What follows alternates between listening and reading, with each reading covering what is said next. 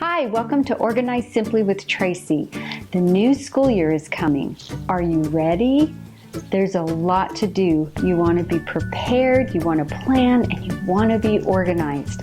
I know a lot of my clients say that their biggest problem during the school year is all the paperwork. There is so much paperwork that comes into our homes and it really can be overwhelming. But I have a great tip that is really going to help you stay organized. Are you ready to see what it is? Let's do it. You want to hold on to your children's schoolwork throughout the whole school year. Your children need to refer back to old papers quite often to study for tests. They may need to put papers in a portfolio at the end of a semester or even at the end of the school year. It's just a good idea to hold on to your paperwork throughout the year, but you don't want it to create clutter, which can happen real easily. To be organized, we all know that we need to create a home for everything, a place for everything, and everything in its place. You want a solution that is simple. If something takes too much time or too much effort, I guarantee it's just not going to happen. It may at first, but by the end of the year, it's just not going to happen. So you want a simple solution. And I have an idea that I found works fabulous. This is a literature sorter, and I love it. It's great. It comes in different sizes, different colors. Some are cardboard, which I hate, and this one is wood, which I love.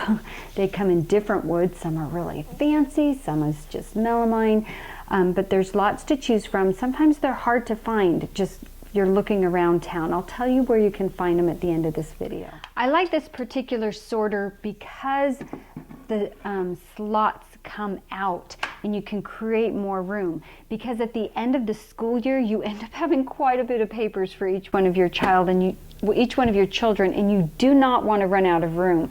So isn't that great? It gives you a nice big space. I label each one of these slots or cubbies, whatever you want to call them, with a binder clip, and I put a label on it. This is a way you can just put it right in the front so you can see your child's name, or you can get a big label and put it on the side, if you'd prefer to do that. But of course you want to make sure that everything is labeled.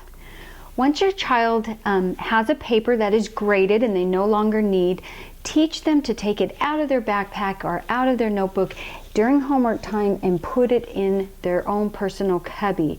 This will help them create a backpack that is neat and tidy and clutter-free, which will help them really be able to focus on the homework assignments that they need to currently be working on.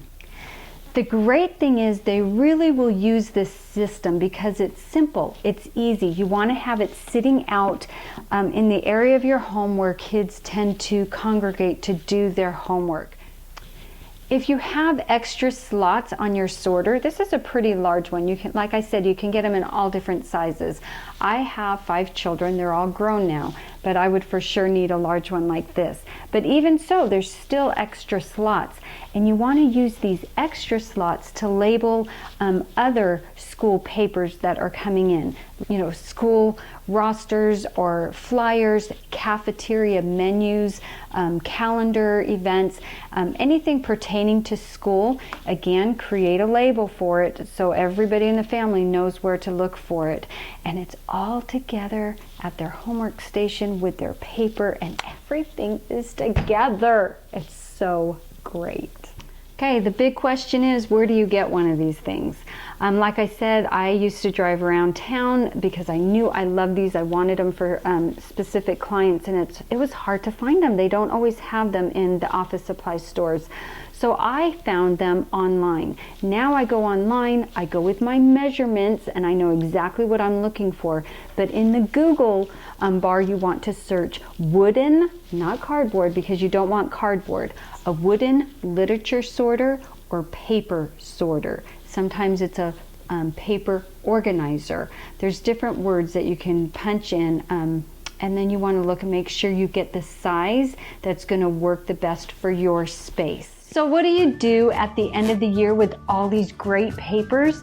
You do not save all of them, of course. You only want to save the very best.